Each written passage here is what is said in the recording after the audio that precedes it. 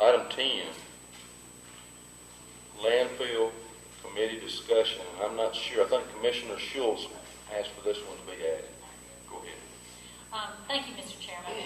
I think that it's important that we, in charging this committee with some action, that we are very clear in what the scope of their work will be, that we are clear in who the participants are, when the meetings begin, and we give them some questions or recommendations of what they are going to be dealing with while they are there for the next 60 days. And I also asked, I sent everybody an email asking if Mr. Garrett, if you don't mind giving us an idea of what the scope of work is going to be, and then identify the experts and the facilitators that will be assisting the committee and the rationale for selecting them.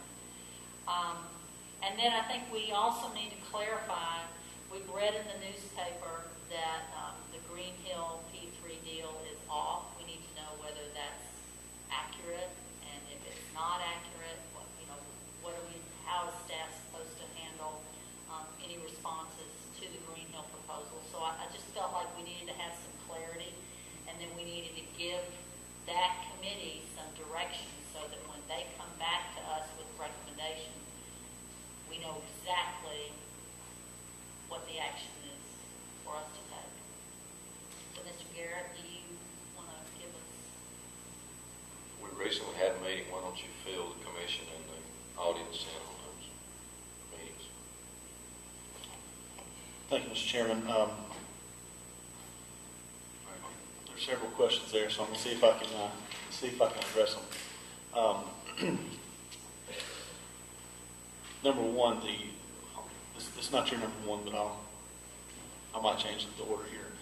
The proposal, I have not heard from Green Hill that it's withdrawn, that it's canceled, that it's off the table or whatever. I have not had that correspondence. I can't speak for the chairman or whoever else may have heard that, but I have not heard that. I have not heard that either. Not directly. I've seen it in the newspaper reported, but we have not heard that either from anybody.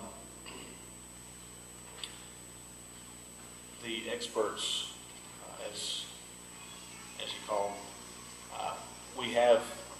we're still waiting a proposal from the Carl Benson Institute. We met with one of their facilitators last week, the chairman and I.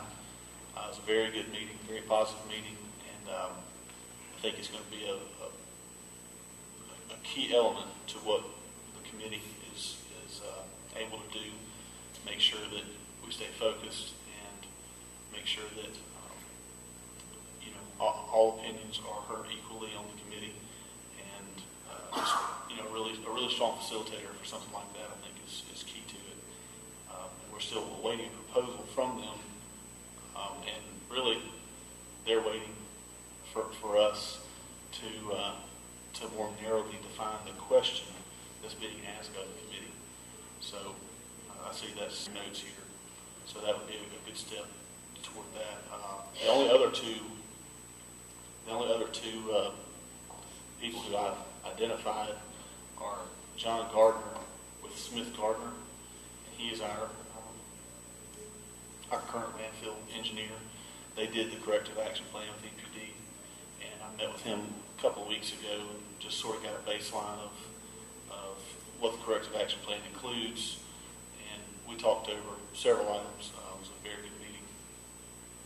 So I would think that at some point he would present to the committee sort of not only for where are we, but also could probably answer a lot of the questions about where we're going. He has a lot of experience in both the public and private landfill operation scenarios. Another person who was requested actually by a commissioner, but Johnny Poor is the Lamar County, I think they call it the Solid Waste Authority in Lamar County. He's the director of that organization, and they have a successful organization. Lamar County's just down the road from us a little bit. But they also have a successful waste mining and waste relocation operation. They're concluding right now. I've been in the facility, and they've been working on it for several years, which is the nature of those kind of operations. But I would like, he is not a county employee, I guess he's an authority employee, but he's a local government employee, and they've had good success with some of the same challenges that we're facing here in Newton regarding the waste relocation and some other items. So I would like for him to come and share some of his experience and maybe his expertise with the committee as well. So that's the experts I have suggested, I think, to the entire board. And identify the committee members and their qualifications. I think I'll defer to somebody else on that. Commissioner Henderson. Thank you, Mr. Chairman. I just want to say that, you know, I've been on this board a while, and, you know, and I can remember when I first was elected to serve as a commissioner, and one of the tests that I knew that I had to do was to make some tough decisions. In other words, I had to either raise my hand up and say I support it or don't vote for it. In other words, and that was what was expected of me. I think my constituents didn't expect me to go out and say, well, I'm going to go out here and get Mr. John Douglas to vote for me. They asked me to vote on behalf of them and what they wanted in their district. And I think what the question was asked, and then somebody please correct me, and I stand to be corrected, it was not we wanted Green Hill to manage the landfill for us. I thought that was the question.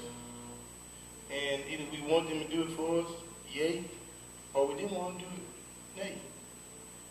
And so it seems like we are putting together committees to do something that we was already elected to do. And that was to make those tough decisions. And everybody's not going to be happy. Because for every person you make happy when you wave your hand up, you're going to be happy and say, well, we don't agree with you. But nonetheless, that's the reason why we're here. And so I don't know what can the committee come back and tell me as far as whether I supported the venture or not. I think I'm up to here. I got enough information. I'm ready to vote on it. And so I don't know why we're holding it out for 60 more days, and what they're going to come back and tell us is, well, it's okay. Or they're going to tell us, nay. Well, you know, I know where I'm at. So, you know, I don't think that it's good for us to keep on holding these people's on, as my grandma used to say, pins and needles on something, when you can go and throw your hand up and vote on it. It's not going to be good. It's not going to be what everybody wants, no matter which way it goes. And, you know, and I've been called names. I got called names about Walmart. They said, we don't want Walmart. But guess what? Some of the same people that call me name works at Walmart. So, you know, we're here for those tough decisions that we have to make on behalf of our county, Newton County. We ask for the best information that we can get from our county attorney. He gives us advice. He said, well, this is my opinion. We ask from our county manager. But when, as Esther Fleming say, this is where the rubber meets the road, and where we're going to have to do something. You know, in 6 days in there, I'm ready. Commissioner Sims had asked first. Thank you, Mr. Chair. First, I'd like to say I agree with some of the comments Mr. Henderson just made. It concerns me that, you know, we get to some of these hot topics and we decide to form a citizen committee. Well, the citizens elected us to make decisions. So I don't know why we're so quick to go form a citizen committee to where why don't we just get with the citizens and see what they want? I mean, it just seems like we're delaying, and I'm not really just speaking on Landfill, just in general. No citizen that did not put their name on the ballot to run for office want to be put on a committee and scrutinized by their fellow citizens for whatever they come up with on this committee. I mean, I think it's very unfair to citizens to sit on a committee and have their neighbors mad with them. People across town mad with them. Because no, they didn't sign up for that. We did. We knew what we were signing up for when we put our name on the ballot. We knew what we were doing. So, you know, where I have seen a citizen committee work and work very well, I think was 2 years ago with the gun ordinance. I think that committee came in, did a great job. But at the same time, those citizens were scrutinized by their friends, their family, their church members. And I just don't feel it's right to put them in that type of situation. If we want more citizen engagement, we need to go have a town hall meeting in that area, in that community. Find out what they want. We can keep having meetings, but I think the commissioner should be the one at the top of that list.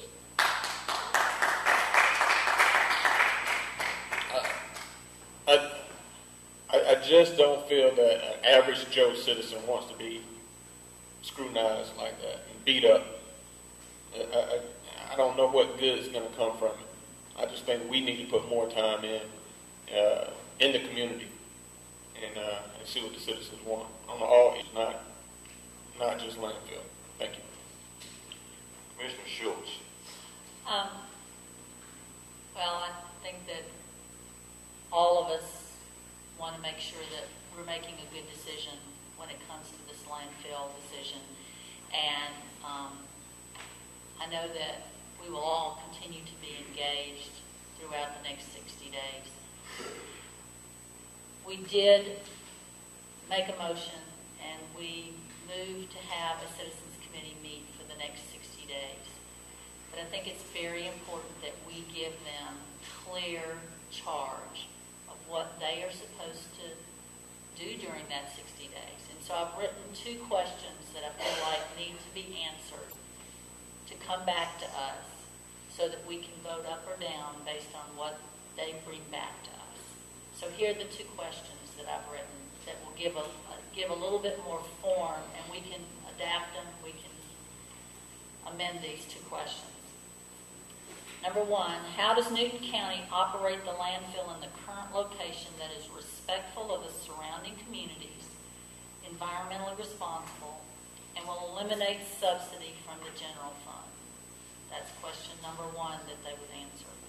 Number 2, how does Newton County operate the recycling centers in a manner that will eliminate subsidy from the general fund?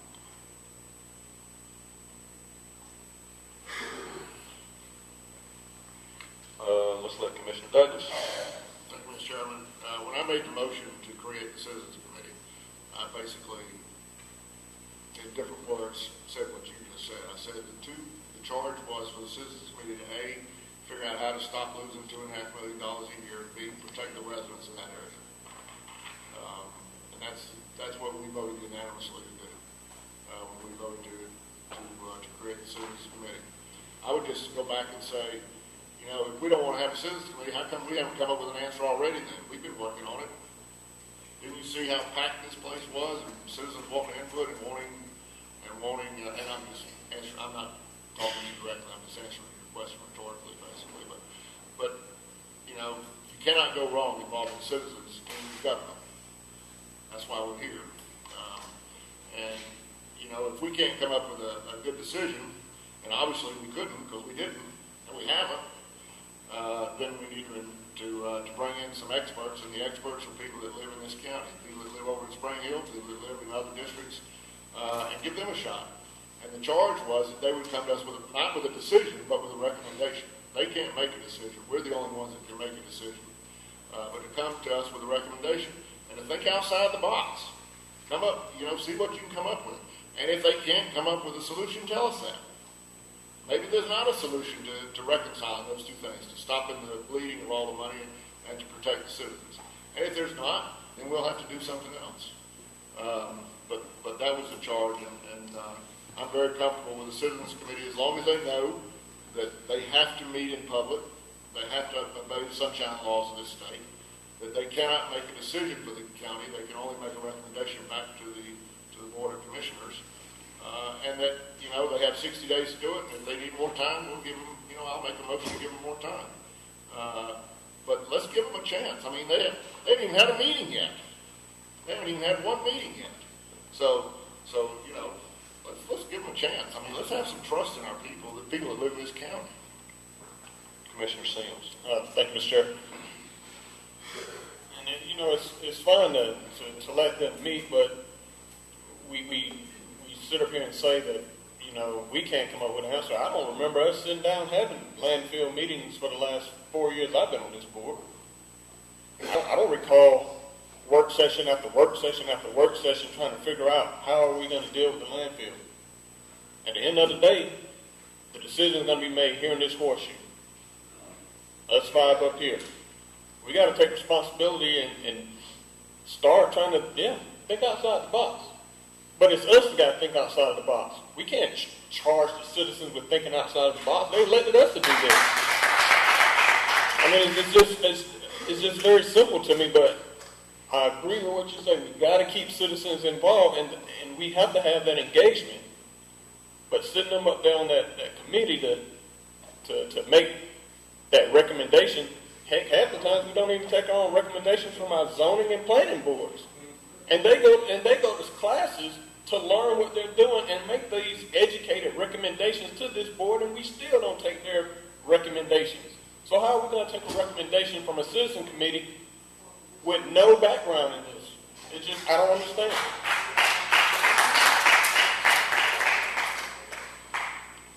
Further discussions? Commissioner Henderson, then Commissioner Schultz. Thank you, Mr. Chairman. One of the things that Commissioner Schultz said, they did that, have a certain amount of education. What was that question? What was that education and background? Well, I'm trying to think what that has to do with the committee. Does the people who serve on the committee have to have a degree? I didn't say anything about education and background. I just said identify the committee members and their qualifications for being selected was one of the questions. Yes, well, I think the only qualification they need to have is live in a landfill. That's the qualification they need to have because they know what it's about. I mean, you could take me and put me over on Little River Road, and I live over here on Puckett Street. Now, it's bad on Puckett Street because we got a wastewater plant and we got old garbage dump behind us. But the bottom line is this: I think the people who know about the community is the people who live in the community, and those should be the ones who are making that particular decision for their community. Commissioner Schultz. So I go back to, we voted at the last meeting to have a citizens committee. We've asked for facilitators to facilitate the meeting, and they've asked us to refine the questions that are going to be answered by the citizens. Now, once the citizens answer those questions, they can come back to us, have their findings presented to us, and then we can continue to say, no, we need, we're not going to do what you have recommended, or we need more time, or we need to discuss this more.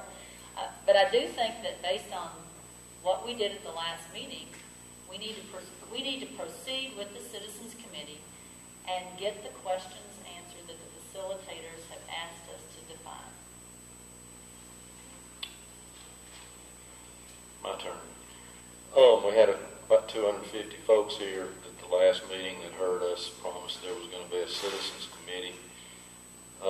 I'm looking at a list of those people right now. There's 6 folks that have been chosen. I know I was very careful with my choice and extremely happy. I believe he brings something to the table. He does have an engineering background, although it's not in landfills. He does wastewater and he does water. Some of these people have already started doing their research. They're counting on being members. I believe there's 2 members from that community out there that are on this group. Now, I won't tell you a tale. It is going to cost us money when the Covington Institute comes. We haven't yet heard how much, but approximately $2,500 each time they meet with this landfill group. So there is some expense involved. that we're going to need to approve. But we did have people here expecting that committee to exist. And Commissioner Schultz, I wanted to add a couple of things to your statement. I saw yours earlier, and I appreciate y'all working on that. One of the things that I did want to mention is possible resolutions, but I think we ought to make sure we include something that solves the issue about the lawsuit that's still hanging out there, as well as the operations and then the EPD requirements that we are going to have to fulfill in the future. So there's a cost involved too. So I don't really mind how that statement is placed in there, but I think it's got to solve those issues. So if they are able to come back with some sort of a recommendation to this board, and again, we're going to remind everybody they're in an advisory capacity only, and I want to make sure that they're pretty clear that they've got to help us with all those things at one time. And with that, are we through discussing? Last question. Okay. What's the projected amount of meetings that possibly we will have? Because $2,500 per meeting, we know that they can kind of add up. And we know that we're here personally, as far as the board and the county finances, that we're in bad shape with what I'm hearing. So I'm saying that do we have that type of money to be spending on having people come down from call us to conduct a meeting for an advisory committee? In other words, just come and give us suggestions or recommendations. Is it reported to our county manager? Go ahead, Mr. Garrett. We're anticipating the proposal no later than the end of this week, but it's estimated between $10,000 and $15,000 total.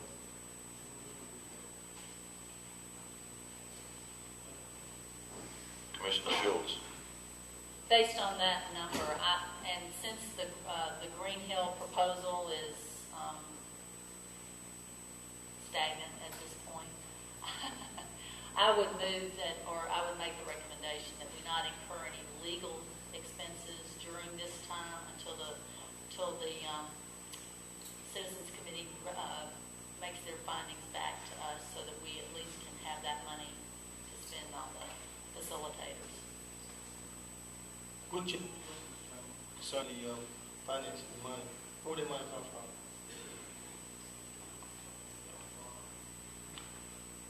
from? We do have a line item in the BOC budget for professional services, and this would, if the board chose to, this would fall into that category. Here in the discussion tonight, I would probably recommend that the first meeting was tentatively scheduled for tomorrow. We haven't been able to meet that deadline, and it was pushed back to the 22nd, which would be the day following our next BOC meeting. But here in the discussion tonight, we may need to push it back further in order to get that proposal before this board for approval. Commissioner Douglas. Thank you, Mr. Chairman. Let me just add as a caveat, maybe a final comment or not a final comment, but it was Commissioner Schultz alluded earlier to the fact that Jim Baker was in the newspaper saying that the deal was off. And I got a call from one of the newspapers asking me about that, and that was the first I heard of it. So I called you, Mr. Chairman, I called the county manager, and I called the county attorney, and Mr. Jim Baker had not had the professional courtesy to talk to any one of the three. He just told the newspaper, the deal's off. Well, to me, that's a terrible breakdown of professionalism and professional courtesy, and I hope Mr. Jim Baker is over that, and I hope he'll try to exercise a little more professionalism next time. Are all minds clear on this one? This was simply for discussion, so I don't think the board needs to take any action.